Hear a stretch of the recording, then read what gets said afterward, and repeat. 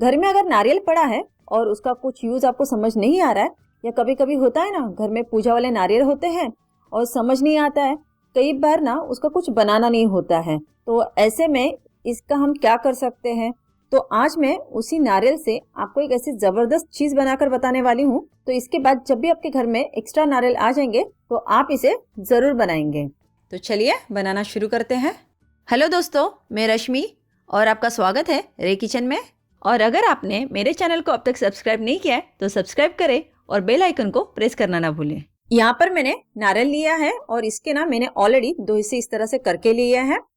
इसे मैंने घर पे ही तोड़ा है क्योंकि मुझे इसे तोड़ना आता है, बट अगर आपको नहीं इसे तोड़ने आता है तो कोई बात नहीं, जहाँ से हम नारियल खरीदते हैं ना वहाँ पे आप उनको कहोगे तो वो भी आपको इन्हें तोड़कर दे देंगे। तो यहाँ पे आप देख सकते हैं इसके ऊपर का जो रेशे होता है वो सारा रेशे है ना मैंने हटा दिया है। अभी आप सभी को पता है इसका जो बाहरी हिस्सा होता है यानी ये जो शेल है ये काफी हार्ड होता है। तो जब हमको नारियल इससे अलग करना होता है शेल में से तो वो बहुत ही मुश्किल वाला काम होता है, काफी मेहनत लगती है, बहुत ज्यादा मेसी होता है और साथ में समय भी लगता है। तो इसके लिए आज मैं ना आपको एक सिंपल सी ट्रिक बताने वाली हूँ जिससे आप इस नारियल को जो है ना पूरा का पूरा साबुत चुटकियों में निकाल पाएंगे, वो भी बिना किसी मेहनत और बिना किसी झंझट के। तो यहाँ पर गैस पे मैंने ना एक कढ़ाई में लगभग 1 लीटर इतना पानी लिया है और उसे ना मैंने अच्छा गर्म करके लिया है। तो बड़ी आंच पे यानी हाई फ्लेम पे पानी को अच्छे से गर्म करके ले लीजिएगा। उसके बाद हम गैस को ऑफ करेंगे और फिर ये जो नारियल है, ये दोनों नारियल जो हमने तोड़ के लिए है इन्हें हम इस तरह से इसमें रखेंगे। इसलिए मैंने कहा था कि ये अच्छे से इसमें रहे, इसलिए इसके ऊपर के जो रेशे है उसे हटाना बहुत जरूरी है। अगर आप रेशे नहीं हटाओगे तो ये ठीक से रहेगा नहीं और सारा पानी जो है अंदर चला जाएगा। तो आप देख सकते हैं कि पानी में तो है पर पूरी तरह से डूबा हुआ नहीं है, बस इसका जो बाहरी हिस्सा है यानी जो काफी कड़क वाला हिस्सा है जो शेल है उसी को हमें पानी में अच्छे से डुबाना है। तो इसे अब कुछ भी नहीं करना है, बस एक 5 मिनट के लिए इसी तरह से हम छोड़ देंगे। और ध्यान रखें पानी काफी गर्म है और गैस को मैंने ऑफ कर दिया है। तो 5 मिनट हो गए हैं, नारियल को अब हम इसमें से निकाल लेते हैं बाहर। अब देखिए इसका जो शेल है ये अच्छा खासा पानी में भीगा हुआ है और अंदर आप देख सकते हैं बिल्कुल भी पानी ने टच नहीं किया हुआ है। तो अब क्या करेंगे, इस तरह से इसे उल्टा करेंगे।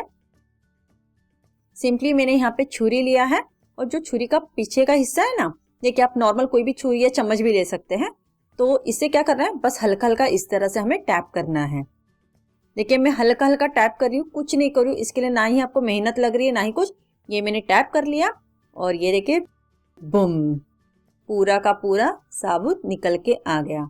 देखा, बिना किसी मेहनत, बिना किसी झंझट और बिना मेसी किए हुए। मैं आपको दूसरा भी करके दिखाती हूँ। आपको लग रहा होगा ना कि ये पूरी तरह से मैजिक है, ऐसा तो हो ही नहीं सकता। अगर आपको ऐसा लग रहा है तो एक बार आप इस तरह से जरूर ट्राई कीजिएगा। तो ये देखिए दूसरा भी बिल्कुल मैंने इस तरह से, अगर इस तरह से टूट टूट के भी गिर रहा है तो भी कोई प्रॉब्लम नहीं, आप शेल को तोड़ तोड़ के भी निकाल सकते हैं, बट इस तरह से आप टैप करोगे ये आसानी से निकल जाता है। तो दोनों नारियल साबुत के साबुत निकल चुके हैं और ये जो बाहर का जो शेल है वो भी अच्छे से खासा इसको अलग हो चुका है। अब ये अच्छा खासा मिल चुका है। आप चाहो तो एज इट इज इसे ऐसे ही धूप में, यानी अगर गर्मियों का मौसम है तो ऐसे धूप में इसे सुखा कर, सूखा नारियल जो होता है ना बड़ा जो मार्केट में मिलता है उस तरह से बना सकते हैं। तो शेल निकालने का जो झंझट है और जो मेहनत है और कैसे निकाल सकते हैं, क्या कर सकते हैं, वो सारा झंझट अब दूर हो गया है। मैंने आपको बहुत ही आसान तरीका बता दिया है। तो जब भी आपको इस तरह से अलग करना है तो इस ट्रिक को आप जरूर अपनाएं। तो यहाँ पर मैंने 2 ना इस तरह के पिलर लिए हैं। देखिए अगर आप चाहो तो इस तरह का भी पिलर ले सकते हैं या इस तरह का जो पिलर है ये नॉर्मल सभी के घर में होता ही है। तो छिलका उतारने के लिए स्पेशली इसका इस्तेमाल करते हैं। तो हमें क्या करना है ना, ये जो हमारा नारियल निकला हुआ है इसका ऊपर का जो ब्राउन हिस्सा है ना इसे हमें निकाल लेना है। आप चाहो तो इसके साथ भी इसे बना सकते हैं, बट मैं इसे निकाल के ही बनाने वाली हूँ। तो इस तरह से जैसे हम बिल्कुल आलू छीलते हैं या फिर कुकुम्बर छिलते हैं, बिल्कुल उसी तरह से ककड़ी को छिलते हैं, उसी तरह से हल्के हल्के हाथों से बस इसके ऊपर का हिस्सा इस तरह से निकाल देना। देखिए ये निकालते समय भी आपको ज़्यादा मेहनत नहीं लगने वाली है, बहुत ही आसानी से ये निकल जाता है। और इस तरह से पील करने से क्या होता है ना कि व्हाइट वाला जो हिस्सा है वो ज़्यादा बर्बाद भी नहीं होता है। अभी आपको लग रहा होगा अरे यार ये तो ऊपर का सारा छिलका उतार रही है यानी सारा वेस्ट करिए, ये जो छिलका निकला हुआ है इसे मैं फेंकने वाली नहीं हूँ। आप इसका कई सारी चीज़ों में इस्तेमाल कर सकते हैं। आप इसे चटनी बनाने के लिए इस्तेमाल कर सकते हैं या कुछ आपको ग्रेवी बनानी है आराम से इस्तेमाल कर सकते हैं। तो मैं तो इससे बाद में चटनी बनाने वाली हूँ। तो अभी आप देख सकते हैं कि दोनों मस्त एकदम वाइट हो गए, ऊपर से एकदम चिकने हो गए हैं।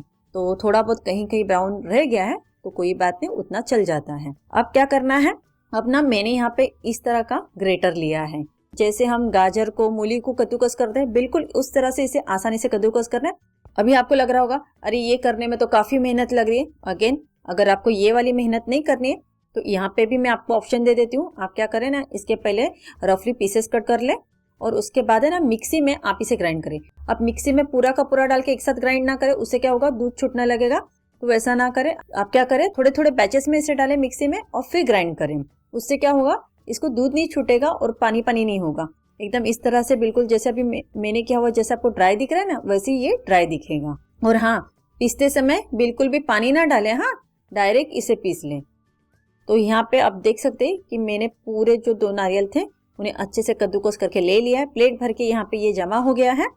तो इसी तरह से आप मिक्सी में भी कर सकते हैं, तो आपका टाइम और भी बच जाएगा। गैस में मैंने एक सिंपली पैन चढ़ा है। आप यहाँ पे नॉन स्टिक पैन का भी इस्तेमाल कर सकते हैं, कढ़ाई भी ले सकते हैं, जो आपके पास है वो बर्तन ले लीजिएगा। गैस को एकदम धीमा रखना है, एकदम मतलब ना के बराबर होना चाहिए। अब इसे रोस्ट करते समय यहाँ पे तेल, घी, पानी कुछ नहीं डालना है, क्योंकि नारियल है और आपको पता ही है कि नारियल अपना खुद का तेल छोड़ता है, उसमें काफी तेल की मात्रा होती है। कहीं भी इसे हमें ब्राउन नहीं करना है, इसका जो कलर है एज इट इज ऐसे ही रहना चाहिए।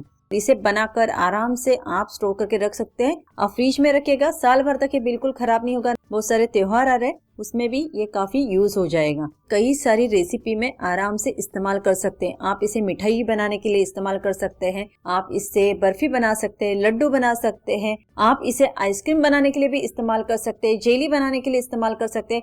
आपको तो पता ही है, जैसे गणपति आ रहे हैं, गणेश जी आ रहे हैं, तो ऐसे में नारियल कितना जरूरी होता है, कितनी सारी चीजों में पड़ता है। तो इस तरह से आप बनाकर स्टोर करके रखोगे तो उस समय जब नारियल का थोड़ा सा रेट हाई हो जाएगा तो आपको बाहर से लाने की जरूरत नहीं पड़ेगी, आपका काम सस्ते में हो जाएगा।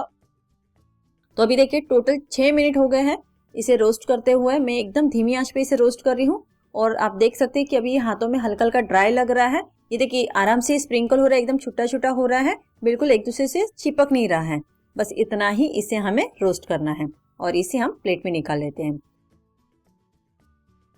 प्लेट में निकालने के बाद इसे अच्छे से फैला देना है, क्योंकि अब ये काफी गर्म है, तो इसे पूरी तरह से ठंडा होने देंगे।